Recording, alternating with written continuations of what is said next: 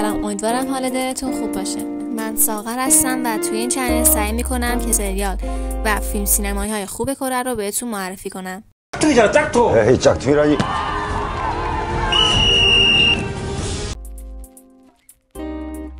کیم وون کانگ بازیکن فوتبالی است که زندگیش آنطور که انتظار داشت پیش نرفت. او به کشور کوچک تیمور شرقی می رود، جایی که فکر می کند فرصت‌های زیادی برای او وجود خواهد داشت. یک روز او گروهی از بچه‌های خیابانی را می بیند که با پاهای برهنه فوتبال بازی می کنند و 다시마만 먹어. 딴 건 안 먹고? 다시마만 먹어. هونگ مان سوک که تا حالا با کسی نبوده در نگاه اول عاشق آنا می شود و برای اینکه دل او را به دست آورد تصمیم می‌گیرد با رقیب خود کانگ مین مسابقه جوگو ورزشی ترکیبی فوتبال و والیبال را برگزار کند.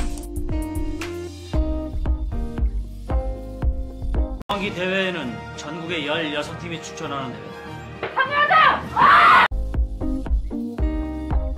فیلم درباره دختران فوتبالیست و عملکرد برجسته آنها در رقابت‌های تیم ملی فوتبال میباشد.